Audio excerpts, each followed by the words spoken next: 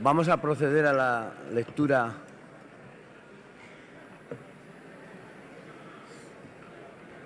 del relato. Lo va a hacer la vicepresidenta primera del Consejo General de la Abogacía Española y decana del Ilustre Colegio de Abogados de Madrid. Sonia, cuando quieras.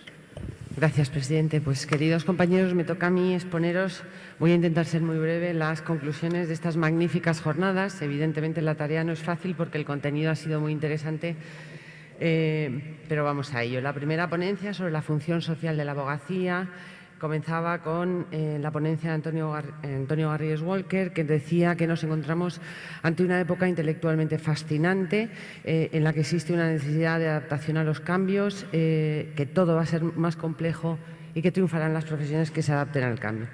Pese a las mejoras tecnológicas, que no son suficientes, la abogacía tiene que asumir un papel en todos los temas nuevos y que la abogacía tiene que dedicarse a todos los temas que afecten a la sociedad. Decía también Antonio Garrigues que la abogacía ha recuperado parte de su protagonismo, pero tenemos mucha mayor credibilidad que en otras instituciones, pero que todavía tenemos que subir nuestro nivel de exigencia. La crisis económica genera todo tipo de problemas jurídicos y desigualdad social, que la justicia tiene el derecho y la obligación de participar en estos temas, como hipotecas, preferentes, que la abogacía tiene que apoyar a la justicia, porque tolerar la desigualdad social va en contra de todo principio jurídico. Y decía también Antonio Garrigues que estamos viendo el nacimiento de una sociedad civil informada que dice cosas que tenemos que escuchar con prudencia, y que la posición de la abogacía es la de ser conscientes de que, aunque cumplimos un papel significativo en la escena social, no podemos bajar la guardia y tenemos que ampliar la función social.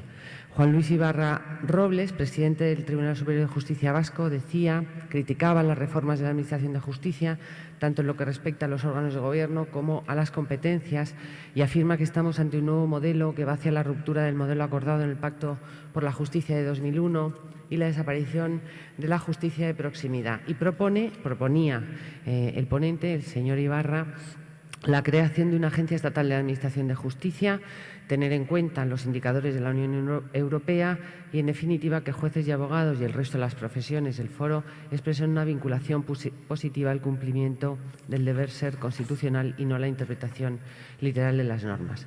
Juan José Toaria, presidente de Metroscopia,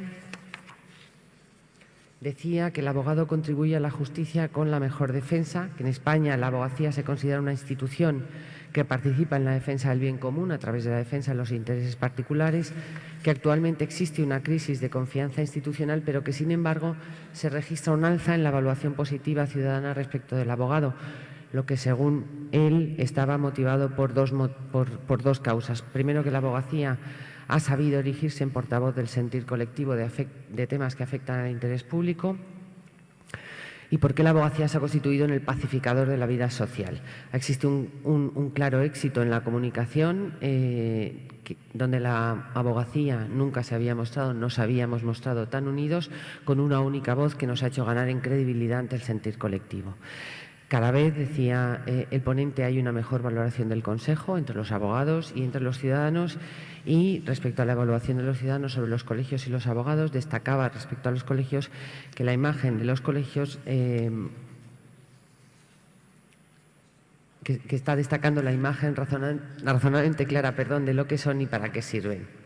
Eugenio Ribón Seisdedos, responsable de los servicios jurídicos de CEACU y árbitro de la Junta Arbitral Nacional de Consumo, ha defendido, lógicamente, el papel de las asociaciones de consumo y usuarios, y ha manifestado que es fundamental transmitir a la ciudadanía la importancia de la supervivencia de los colegios profesionales y que debíamos defender el modelo actual de justicia gratuita, y nos ha lanzado varias sugerencias muy concretas. Primero, crear secciones de consumo en los colegios, crear también oficinas de intermediación hipotecaria, impulsar formación específica sobre derecho de consumo, suscribir convenios con asociaciones de usuarios y consumidores.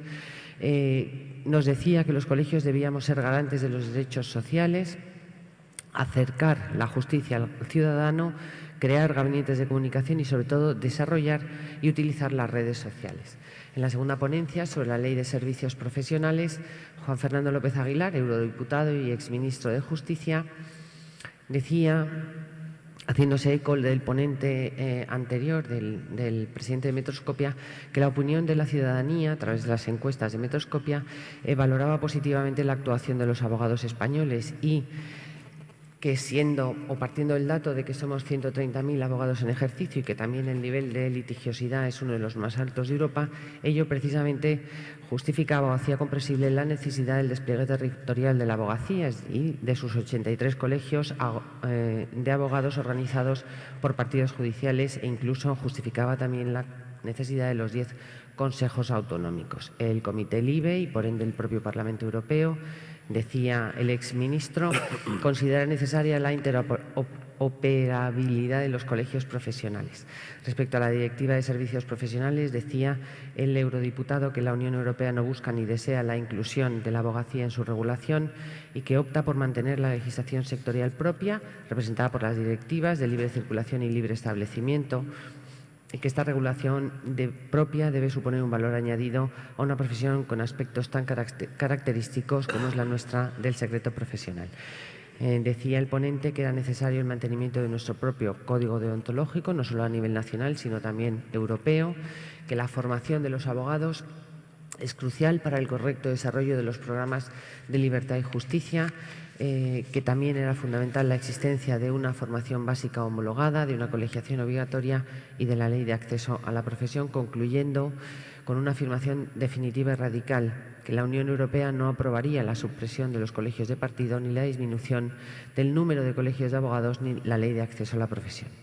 Germán Fernández Farreres, catedrático de Derecho Administrativo de la Complutense, decía que había dos factores que habían marcado el sentido de las reformas. La primera es la proyección del derecho de competencia en el ejercicio de las profesiones y la segunda, la relativización excesiva que había producido un desdibujamiento de la institución colegial por la convivencia de las leyes estatales y autonómicas. Decía también el ponente que la última pieza en el marco regulatorio de las profesiones y de los colegios es la Ley de Servicios Profesionales. El último borrador que de esta ley conocemos se centraba, según el ponente, en dos aspectos: en determinar las profesiones colegiadas y en determinar la reserva de actividades, y que en esta modificación se dividían los colegios en colegios de adscripción voluntaria y los de adscripción obligatoria, distinción que debería establecerse por ley estatal. También establecía este proyecto o este borrador de ley que los colegios serán provinciales y decía el ponente que esto va en contra de la proximidad y de la descentralización. El ponente entiende que lo que se nos anuncia no va en buena dirección. Ana Isabel Moreno Muelas, presidenta del Consejo de Defensa de la Competencia de Andalucía, nos calificaba a los abogados como operadores económicos. Hablaba de la visa atractiva de los colegios profesionales, que ha dado lugar a que muchas asociaciones profesionales se constituyeran en colegios, y decía que Competencia entiende que, de forma razonable, deben establecerse los principios marcados por la ley Ómnibus y que son un mayor control de la colegiación obligatoria y una colegiación única, limitando las barreras en el ejercicio profesional. Y finalmente señalaba Ana Isabel Moreno que la mayoría de las intervenciones que están teniendo los servicios de competencia se deben a denuncias de los colegiados. Francisco Hernández Rodríguez, catedrático de Derecho Mercantil de la Universidad de Santiago y presidente del Tribunal de Defensa, el Tribunal Gallego de Defensa de la Competencia, decía que todos los colegios están sometidos al derecho de competencia, pero con tratamientos distintos, donde se diferenciaba entre la reserva de actividad y la colegiación obligatoria. Hablaba también de la proliferación de los expedientes a raíz de las denuncias de los propios colegiados, confirmando a la ponente anterior, y para él la solución no es sancionar, sino que había dos vías de solución. La primera es la de informar, manteniéndose reuniones, entrevistas y una comunicación entre los servicios de competencia y el organismo investigador, y la segunda consistía en cerrar el expediente por la vía de terminación convencional, es decir, llegando a un compromiso de consenso. Sobre los expedientes de justicia gratuita, el ponente ha manifestado su opinión de que se debe seguir el mismo criterio en toda España y pedía a la Comisión Nacional de Competencia que tomase una decisión. En la tercera ponencia, sobre los textos legislativos en trámites de reforma, José Miguel Castillo Calvín, portavoz del PP en la Comisión de Justicia del Congreso, hace una breve referencia general a las causas de los problemas del sistema de justicia, del exceso de litigiosidad, de la mala organización del sistema judicial. y hablaba de un modelo agotado. Sus soluciones eran, ante el exceso de litigiosidad, la desjudicialización de determinados procedimientos, como las faltas y la ley de mediación. Ante la organización del sistema judicial, señaló las soluciones por la vía de la modificación de los varios textos legislativos, entre ellos la Ley Orgánica del Poder Judicial, el Código Procesal Penal y el Código Penal, entre otras reformas. No os voy a resumir lo que al respecto ha dicho porque ya os consta perfectamente. Y Margarita Robles Fernández, vocal del Consejo General del Poder Judicial, ha criticado las reformas del señor Castillo y ha puesto de manifiesto que las enmiendas efectuadas por la oposición lo fueron a la totalidad de esas leyes de la reforma del Consejo General del Poder Judicial y que las propuestas efectuadas en relación a los nombramientos lo fueron en el sentido de posibilitar la presentación de miembros no asociados con los preceptivos avales. Ha criticado la falta de consenso de la reforma y que la justicia no ha sido prioritaria y que la inversión en justicia ha sido muy marginal. Considera también Margarita Robles que la justicia debe ser una cuestión de Estado y que así debe ser tratada. Y ha destacado la incidencia de la crisis económica en el aumento de la litigiosidad. Ha destacado asimismo la presencia de la abogacía y del Consejo General del Poder Judicial en temas tan importantes como la corrupción y los desahucios, lo que dice, y tiene razón, que hace incómodas a estas instituciones. En cuanto a la reforma del Consejo General del Poder Judicial, ha hablado de la incomparecencia del ministro el día de la aprobación de la reforma ante el Parlamento y ha analizado brevemente las 3 líneas de actuación de la Administración de Justicia sobre la Administración de Justicia en leyes aprobadas, como la Ley de Tasas, en las que ha destacado el papel reivindicativo de la abogacía y del Consejo General del Poder Judicial y ha criticado su aprobación sin apenas debate y la posterior modificación a instancias de la Defensora del Pueblo e ignorando la labor que los demás operadores hemos hecho solo en la parte variable. Respecto a la Ley Orgánica del Poder Judicial, ha señalado que supone el desmantelamiento del Consejo y supone un retroceso desde la perspectiva de los derechos, así como un menoscabo de la independencia judicial. Esto sobre leyes aprobadas, sobre anteproyectos y en relación con el Código Penal, ha destacado la inconstitucionalidad de la prisión permanente revisable, que vulnera el principio de legalidad, y sobre la custodia de seguridad ha dicho que supone una vuelta a la ley de vagos y maleantes. Don José Antonio Martín Pallín, magistrado emérito del Tribunal Supremo y del que he tenido el honor de ser alumna, ha dicho que para la justicia y para la sociedad es un riesgo la proliferación continua de leyes. Respecto a la Ley de Tasas, ha dicho que todo está consumado y que hay que esperar a la resolución del Tribunal Constitucional que dice debe resolver rápidamente por estar afectados los derechos fundamentales y atentar la Ley de Tasas gravemente contra el derecho a la tutela judicial efectiva y dejar indefensos a los ciudadanos, sin que pueda alegarse en favor de la Ley de Tasas que las tasas existan en el entorno europeo, ni tampoco quepa aducir en su favor la excesiva litigiosidad en España. Respecto a la Ley Procesal Penal, ha dicho que no hay ningún modelo procesal perfecto, pero que debe promulgarse una ley de principios donde las formas sea algo accesorio. Ha criticado la figura del fiscal investigador porque es parte del proceso y, por lo tanto, porque puede reservarse pruebas que impidan que en el proceso haya igualdad de armas. Además, ha señalado que los fiscales no son independientes, puesto que son elegidos por el Ejecutivo, y cuestiona la figura del juez de garantías, quien no podrá tomar decisiones importantes sin conocer antes del asunto, lo que dificultará, decía el profesor, el desarrollo cuanto menos ágil del proceso. Y en relación con el Código Penal, el ponente ha llamado la atención sobre la prisión permanente revisable, que supone un trato inhumano al reo y que le impide reintegrarse en la sociedad. Y finalmente ha considerado que no pueden alegarse las directivas de la Unión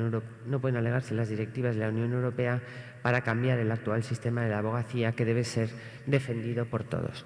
Y el último ponente, Manuel Almenar Berenguer, vocal del Consejo General del Poder Judicial, ha dicho que las reformas están ocasionando un perjuicio a la ciudadanía, pues suponen un impedimento para el derecho a la tutela judicial efectiva, y que frente a los 3 factores que inciden en el funcionamiento de la justicia, el aumento de la litigiosidad, la insuficiencia de jueces y la carencia de la organización judicial, destaca las propuestas que ha efectuado el Consejo General del Poder Judicial: evitar que algunos asuntos lleguen a tribunales, promover el arbitraje y la mediación, simplificar los procedimientos, incluir en las costas el coste del proceso en caso de actuación temeraria, no crear órganos judiciales innecesarios y crear tribunales de instancia. Y ha destacado el esfuerzo de los profesionales en los juzgados para conseguir agilización en los procedimientos. Defiende el ponente también la estructura y funcionamiento del Consejo como órgano que contribuye a la mejora de la Administración de Justicia.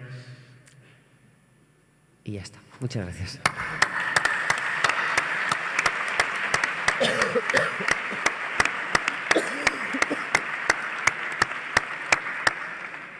Pues bien, las sextas jornadas de Juntas de Gobierno de Abogados de España tocan a su fin.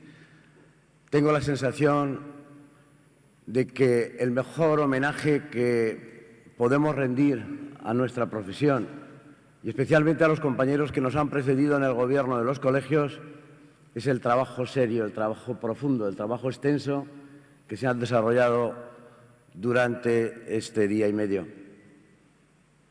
En la primera ponencia se nos han propuesto muchísimas actuaciones que podemos desarrollar desde los colegios.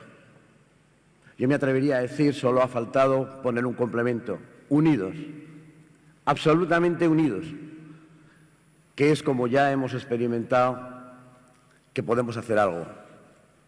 Unidos ante cualquier adversidad, pero unidos también siempre en el respeto a nuestros objetivos. Es nuestra responsabilidad. La vamos a aceptar y a partir de mañana mismo vamos a adentrar a la profesión por campos absolutamente inexplorados para dejar bien patente que nuestra competencia es sencillamente el ser humano. Todas las manifestaciones del ser humano. En la segunda ponencia creo que hemos hecho dos cosas importantísimas. La primera, desmitificar Bruselas de una vez.